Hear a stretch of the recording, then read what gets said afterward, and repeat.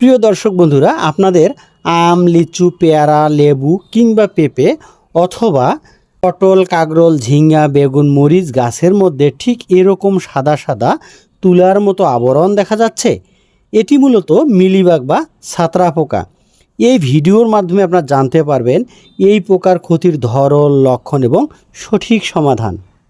প্রথমে জানব মিলিবাগ পোকার পরিচিতি। এই পোকা মিলিবাগ পোকা, ছাত্রা পোকা, দইয়া পোকা ইত্যাদি বিভিন্ন নামে পরিচিত। বর্গ: এটি আসলে হেমিপ্টেরা বর্গের পোকা। এ পোকার চরিত্র: পোকা দেখতে কিছুটা শান্ত হলেও এটি নীরব ঘাতক।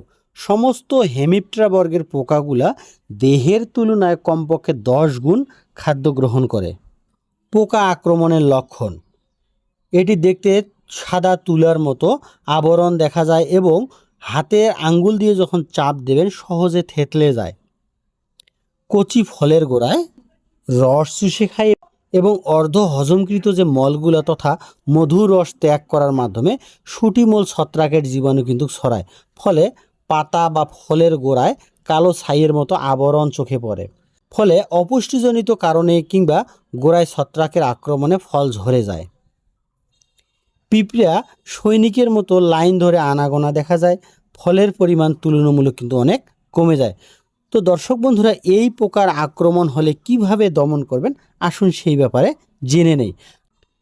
আপনারা ব্যবহার করবেন পাইমেট্রোজিন প্লাস নিতেনপাইরাম। সেটা হতে পারে তড়িৎ, ফরিং, পাইটাপ, স্প্লেন্ডার, রাউটার, লকডাউন ইত্যাদির মধ্যে যে কোনো একটি প্রতি লিটার পানিতে 1/2 গ্রাম হারে। আক্রমণের অবস্থা অনুযায়ী প্রথম স্প্রের 4 থেকে 5 দিন পর ব্যবহার করুন ডাইমোথয়েট।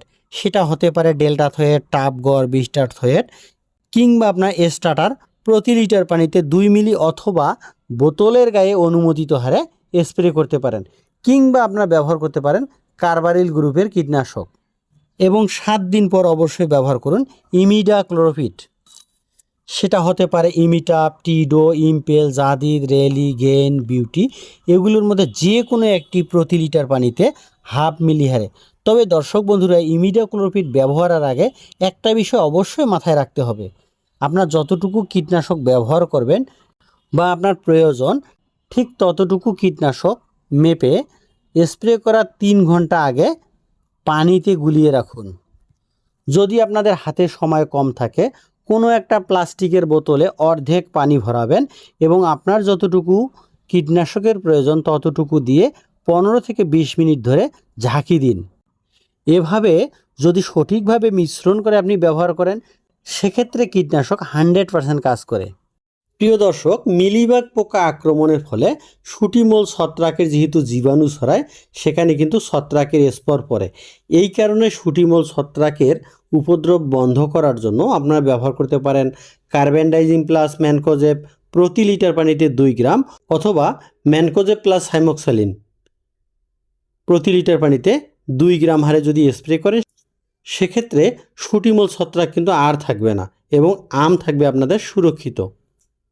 তবে প্রিয় দর্শক, অতিরিক্ত বৃষ্টিহীন যদি কড়া তাপমাত্রা হয় এবং একই ঔষধ যদি বারবার ব্যবহার করেন সেক্ষেত্রে পোকার সহনশীল ক্ষমতা বেড়ে যায়। ফলে যে কীটনাশক আপনারা ব্যবহার করছেন সেই কীটনাশক কিন্তু কাজ করে না। আপনি ভালো রেজাল্টের জন্য অবশ্যই কীটনাশকগুলো পরিবর্তন করে করে ব্যবহার করুন।